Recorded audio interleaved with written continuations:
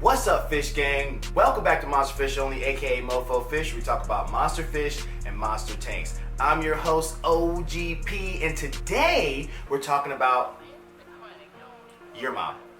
No, today we're talking about the red hook silver dollar. So let's dive in. Yo, what?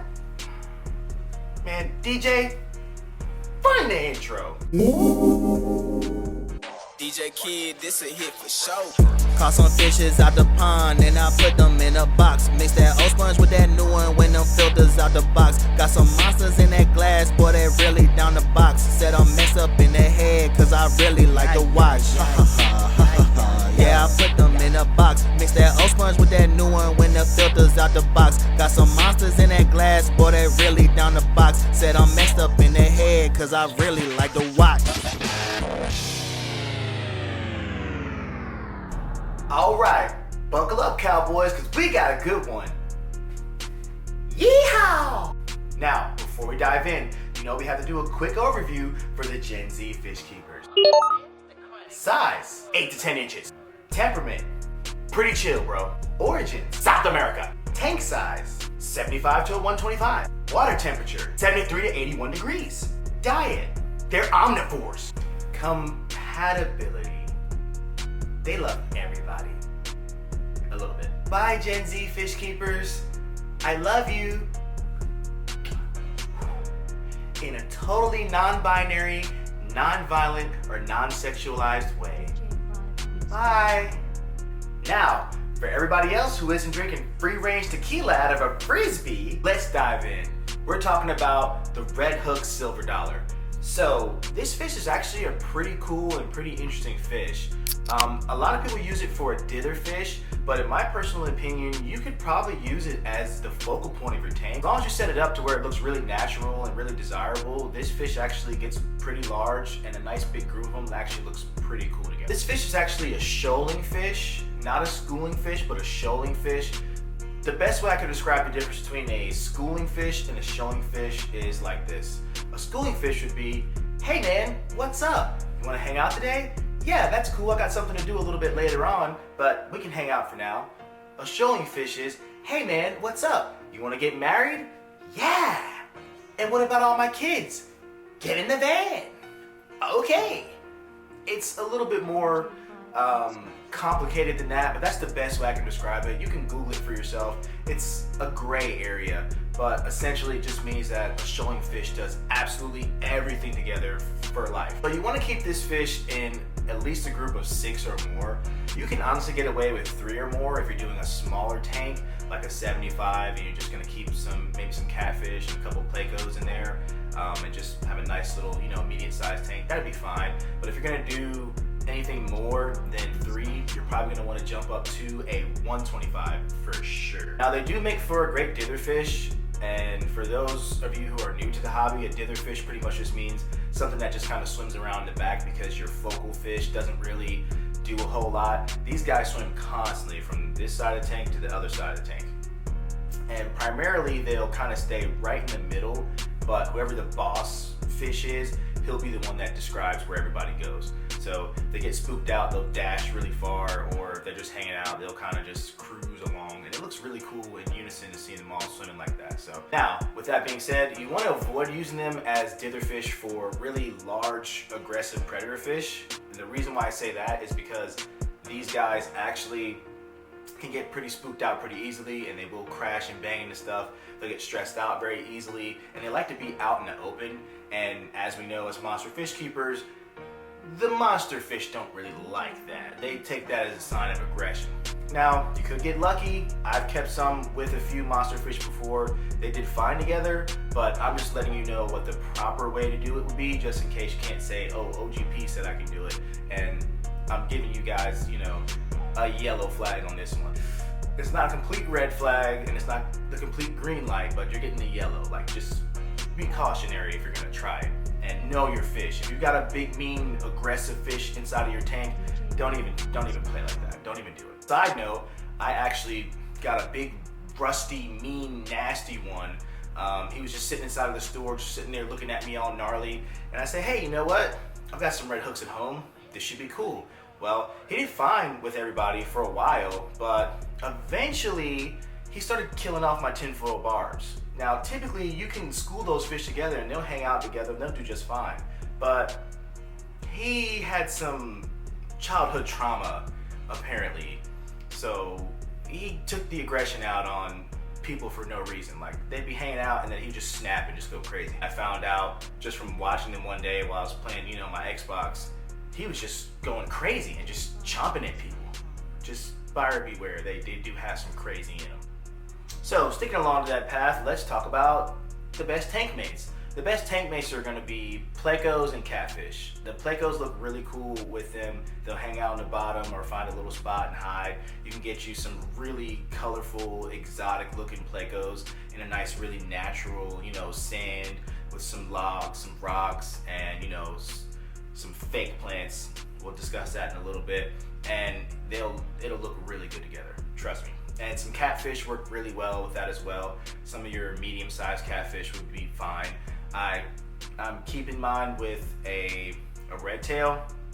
He's getting to the point where he's starting to, test people. I think he tried to eat one and couldn't fully, get him down and ended up spitting him back out. So it subsequently died. So be very mindful of that. Some of your bigger catfish, they may try to eat them even when they're large, and that's just the way the cookie crumbles. I mean, it is what it is. But some of your medium-sized catfish that aren't necessarily predatory in nature should do just fine with them. Last but not least would be the loaches. The loaches would do fine as well. They kind of fit in that category of catfish, and pleco, stuff like that. So that's pretty self-explanatory. They'll do just fine. To the next segment, breeding. These fish are extremely easy to breed. So I want to have you guys take this with a grain of sand. And yes, I said grain of sand, but take it with a grain of sand. Just understand that these fish can lay eggs by the thousands. So if you're going to try to breed them, please be a responsible fish keeper and have somewhere to put all these dang fish if you are going to do it. Simple version of it is you get you a male, which is going to have a more darker red, more dominant or prominent red showing anal fin. Females typically have more black or totally black anal fins. You get them, you see them pairing off. The way you can see them pairing off is the male will be chasing around the female, and that's the best way to tell. When you see them doing that type of behavior, you are going to simply switch them to another tank, a smaller tank, somewhere like a 55 or a 75, and just allow them to kind of do their thing. Raise the temperature up to 82 degrees and set some low light, and it'll happen. It's really that simple. Just make sure it's some high quality water, and then whenever they're done laying their eggs, you can move the male and the female back into the main tank, and they'll be fine. They just have to be alone because other fish will disturb their spawning process, and that's as simple as it gets. So for the size of the fish, it gets to about 8 to 10 inches. I do have a male. He's probably somewhere close to the 8-inch side. He's the boss of the tank, so he could get a little bit bigger, but he seems to be pretty much full grown. Just keep in mind, a lot of factors go into that. Temperament, we kind of discussed it a little bit. They're mostly peaceful and lively fish, but you can get a psychopath like I actually have. They come from South America and some of their larger river systems out that way. So just some medium flowing water. Doesn't really have to be, but that's what they would like. Some medium flowing water and a sandy substrate. And again, they are omnivores, so I wouldn't even waste time putting plants in there. They'll just eat them up. But some nice fake plants will look really good with some driftwood and some rocks, some sand. That always looks really good. Some nice soft yellow lighting really brings out their reds and their colors. It looks really good. Discussed the tank requirements in pretty great detail already. For a smaller group of them, do a 75. For a larger group, do a 125, and they'll be just fine. Obviously, the bigger the better, always is better, but they'll do just fine. These guys are actually really hardy fish. I've put mine through a couple different tanks and a couple different scenarios. They got along with everybody. In the peaceful aquarium with the monster fish, they got along in a tank by themselves. I mean, it's just the facts. Us as fish keepers, we get bored, we switch things around, or fish change temperaments and we have to move things. I've tried them out in I think 4 out of my 5 larger tanks that I have, and they did just fine. As far as pH is concerned, anywhere from 5 to 7 is going to be the hardness you're going to target, and just keep the tank somewhere between 73 to about 81 degrees, 82 at the most. That'll keep them really lively and active, and they'll be just fine. They'll do fine. They're tropical fish, and they're really hardy. It's really hard to mess this up. I'm not going to go too deep into their diet because they're omnivores. It's pretty self-explanatory. They will pretty much eat anything you throw inside a tank, and I mean anything, like literally anything. Pellets, flakes, live food. They'll eat worms and shrimp and anything. Anything you can throw into that tank, they'll eat it. Throw some lettuce in there, peas, some carrots. They'll eat all that stuff right up. They'll eat it. They'll eat it right up. Compatibility with other fish. They'll pretty much get along with anybody. Just beware of the common cautions that you would have to be aware of. Larger fish will eat other fish, and larger monster fish will pick on them. And since they are omnivores, they will pick on smaller fish if you keep them with smaller fish.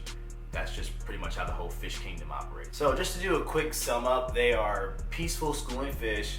They are relatively easy to breed as long as you give them the necessary preparations. They can be used as dither fish, or you can use them as a primary fish.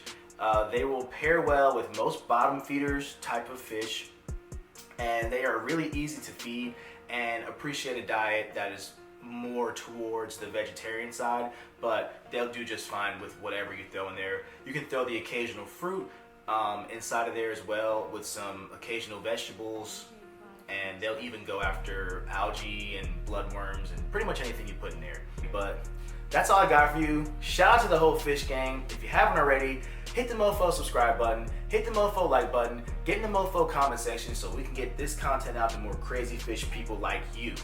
That's all I got for you. I'm out the tank. Thanks for watching. Alright guys, so shout out to the whole fish gang. Recently, we broke 200 subscribers. 200 subscribers. And I know that might not mean a whole heck of a lot to anybody out there, but that means a whole heck of a lot to me. So, for that, you get a song. A little shanty I cooked up for you guys. It's called Fish Gang by OGP. Me. You ready?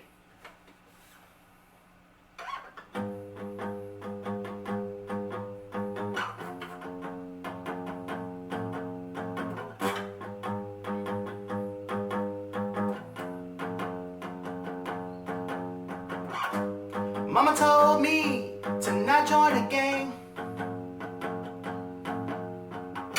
I went to the fish store and bought me a tank. Even got me a job and learned all the slang. And the high cashier really wanted to hang. So you know what I did? I joined the fish gang. I joined the fish gang. I joined the fish gang. I joined the fish gang. Huh. Huh.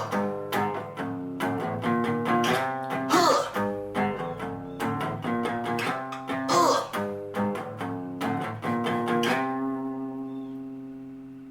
Yeah. Sorry for wasting your time, but subscribe to the channel.